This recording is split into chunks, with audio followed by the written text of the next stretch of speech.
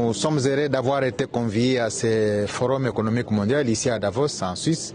C'est la première fois que personnellement nous avons été invités comme ministre du Commerce pour accompagner le président de la République à venir faire parler de la RDC. Vous savez, ce que j'ai toujours dit et ce que j'ai vu à Davos donne un signal fort de ce que le président est en train de faire. C'est une rupture doctrinale en fait de cette diplomatie de sollicitation vers une diplomatie d'influence et de partenariat.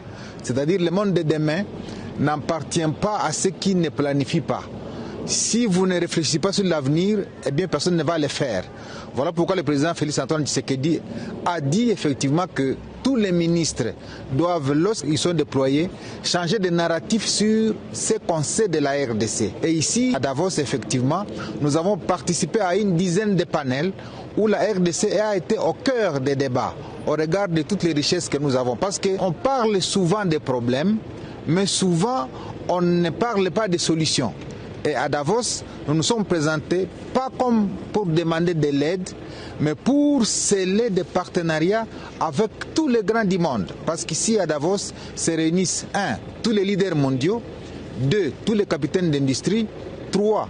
Tous les responsables des organisations internationales pour définir la trajectoire qu'on doit suivre en 2026. Et donc, si on est absent ici, on ne sera pas partie prenante dans les schémas directeurs qui sont définis par les leaders mondiaux, qui en fait essaient un peu de tracer comment l'économie mondiale va devoir se comporter. Et vous savez, la RDC, c'est un grand pays qui trace l'avenir de la planète à travers toutes les ressources dont nous disposons. Alors, il ne faudrait pas que les gens commencent à discuter de l'avenir de la planète avec un acteur qui est un acteur majeur sans que lui-même soit partie prenante des décisions qui doivent être prises. Et donc nous sommes heureux que la RDC ait été présente dans toutes les assises pendant les 4 jours, du 19 au 23 effectivement. Et tous les ministres qui étaient présents ici à Genève, déployés par le président de la République, l'ont été. Et j'ai participé en dernier lieu à un panel important qui a réuni le président du Ghana, le vice-président du Nigeria, l'ancien vice-président du Nigeria,